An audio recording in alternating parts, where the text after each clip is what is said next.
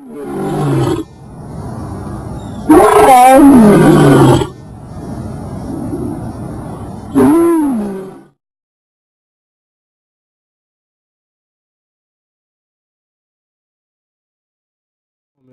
this is Shemayawan.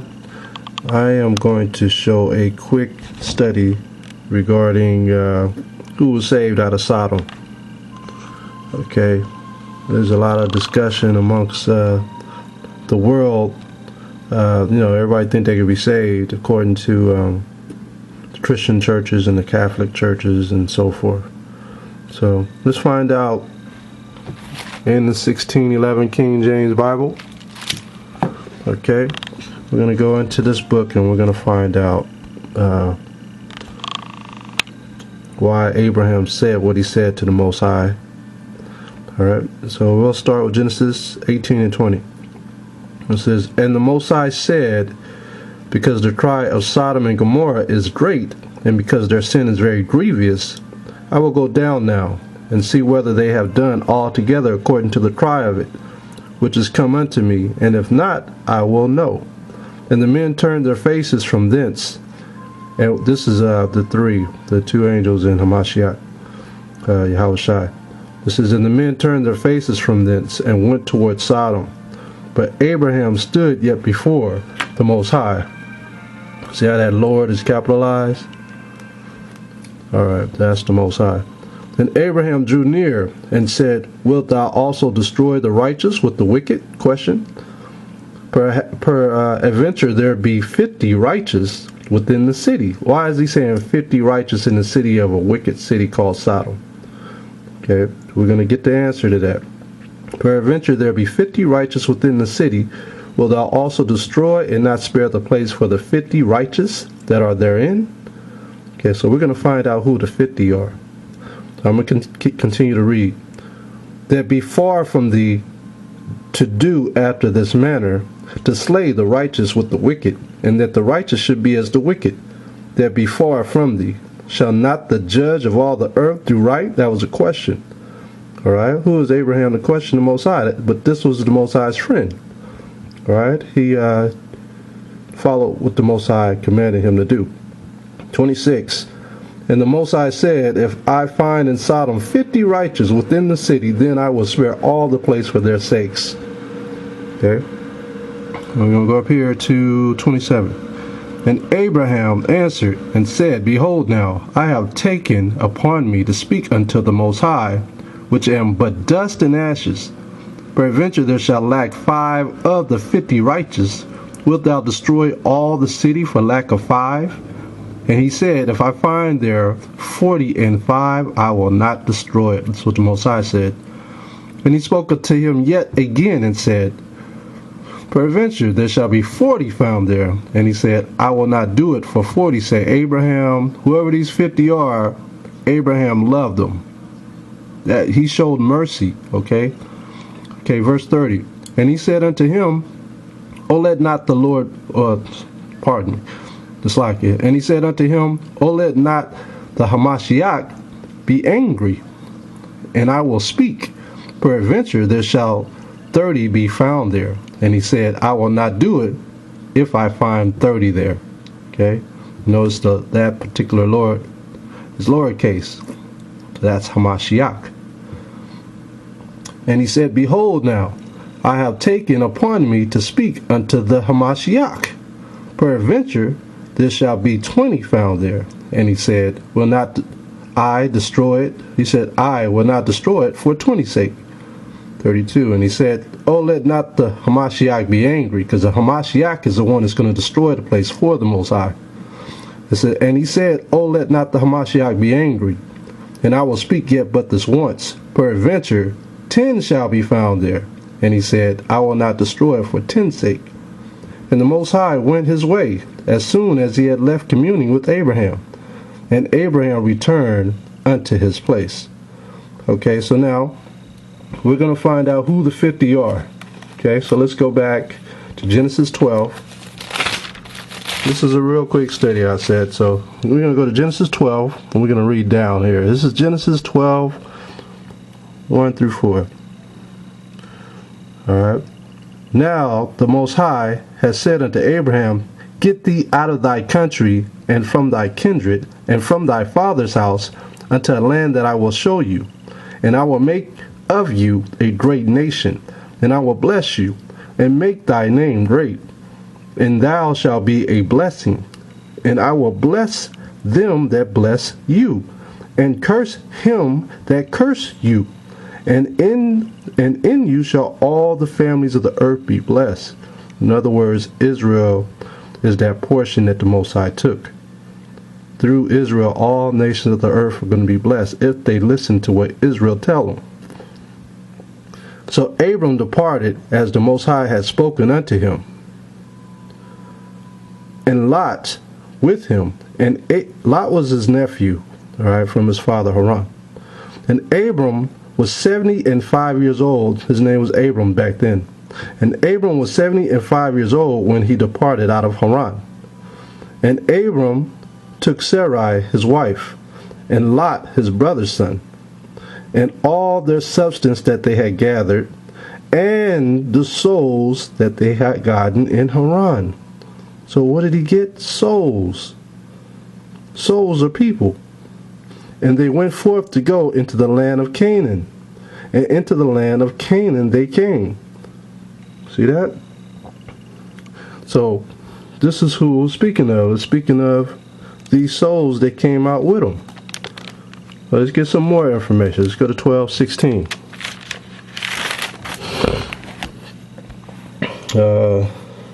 Yeah, we'll go to 12 and 16 here. Genesis 12 and 16. And he entreated Abraham well for her sake. And this is talking about the Pharaoh when Abram and Sarai and his troops went into Egypt, and the Pharaoh took his wife, and he was plagued, so he let him go. And when he let him go, verse 16 is going to explain it. And he entreated Abram well for her sake. And he had sheep and oxen, and he asses, and men servants. See that? Men servants, and maid servants, and she asses, and camels. Okay, we're going to jump to 20 now. Okay. See, people were like money. Those were like riches back in those days. Okay, we had servants. It's like America, when they had slaves, they were rich here. They had servants. Verse 20, and Pharaoh commanded his men concerning him, and they sent him away, and his wife, and all that he had. So Abraham had a lot when he left Egypt. Okay, he had a lot when he left his own country. All right, so let's go to Genesis 13 and 1. Genesis 13 and 1. And Abram went up out of Egypt, he and his wife, and all that he had, and Lot with him, into the south. Okay, so these are the people that left with all that they had. Let's go to verse 5. And Lot also, which went with Abram, had flocks and herds and tents.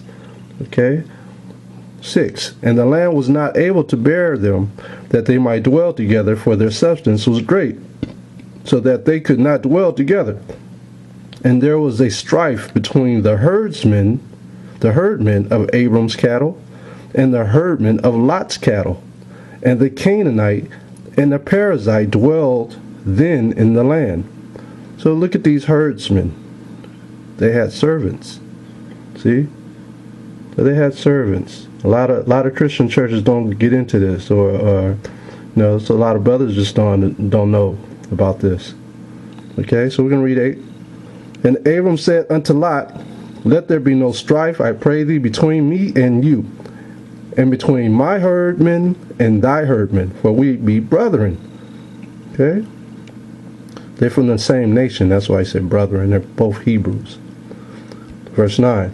Is not the whole land before you? Separate thyself, I pray you, from me. If thou wilt take the left hand, then I will go to the right. Or if thou depart to the right hand, then I will go to the left. And Lot lifted up his eyes, and beheld all the plain of Jordan, that it was well watered everywhere before the Most High, before Hamashiach destroyed Sodom and Gomorrah, even as the garden of the Most High. like the land of Egypt, as thou comest unto Zoar. Then Lot chose him all the plain of Jordan. And Lot journeyed east, and they separated themselves the one from the other. So they separated, see? Abram dwelled in the land of Canaan, and Lot dwelled in the cities of the plain, and pitched his tent toward Sodom. So he stayed outside of Sodom, like in the suburbs of Sodom. But the men of Sodom were wicked and sinners before the Most High exceedingly. Okay, so we're going to go to Genesis 14. We're almost done here. Genesis 14 and 14. Okay, Genesis 14, verse 14. All right, so I'm going to read. It says, and when Abram heard that his brother was taken captive, he armed his trained servants. This is when Sodom was under attack. And, they were, I think it was the Horites, I believe. It was the kings. The kings came, and I forget. I'll go into it. And when Abram heard that his brother was taken captive, he armed his trained servants born in his own house. 318. Look at all the servants that he had. 318 men, and pursued them unto Dan. That was a land. And he divided himself against them, he and his servants by night, and smite them, and pursued them unto Hobah, which is on the left hand of Damascus. And he brought back all the goods, and also brought again his brother Lot, and his goods, and the women also, and what? And the people. See that? Verse 17. And the king of Sodom went out to meet him after his return from the slaughter of Chedorlaomer, and of the kings that were with him. I know I'm butchering some of these names. At the valley of Sae, which is the king's dale. Okay, let's go to 21. Let's jump to 21 here. Down here. And the king of Sodom said unto Abram, there's a lot of meat in between what I just jumped over about Melchizedek. Verse 21. And the king of Sodom said unto Abram, give me the persons, and take the goods to thyself. So he wanted the persons because it was a form of riches. Okay, this is the king of Sodom. 22. And Abram said to the king of Sodom, I have lifted up my hand unto the Most High, the Most High Hamashiach, this is lowercase, the possessor of heaven and earth, that I will not take from a thread even to a shoe latchet, and that I will not take anything that is thine, lest thou shouldest say, I have made Abram rich, save only that which the young men have eaten, and a portion of the men which went with me, Aner, Eshal, and Mamre. Let them take their portion. All right, so Abraham's making a distinction here. All right, between the men. He didn't want anything that was wicked from Sodom. I mean, he had to train them all over again. You see what I mean? If he took some of those men that was taken with Lot, who were some of those were Sodomites, he had to train those guys in the ways of the Lord, and they was wicked as hell. You know, they didn't want to learn. You got to seek this truth in order to change. If you don't seek it, you won't change. All right. Okay, so Genesis 18 and 18. Remember, Lot followed Abraham, so he was seeking to change. All right. Seeing that Abraham shall surely become a great and mighty nation. This is Genesis 18 and 18. And all the nations of the earth shall be blessed in him, for I know him, that he will command his children and his household after him. So command means to teach them righteousness. And they shall keep the way of the Most High, to do justice and judgment, that the Most High may bring upon Abram that which he hath spoken of him. Okay, so what was that? Riches, land, inheritance, okay, life. That's what that is.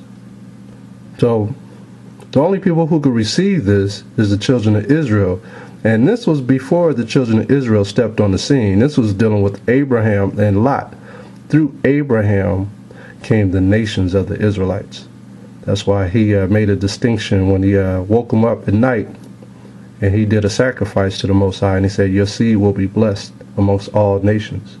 We read that in Genesis 12. So let's jump to Genesis 19. 29 and 30.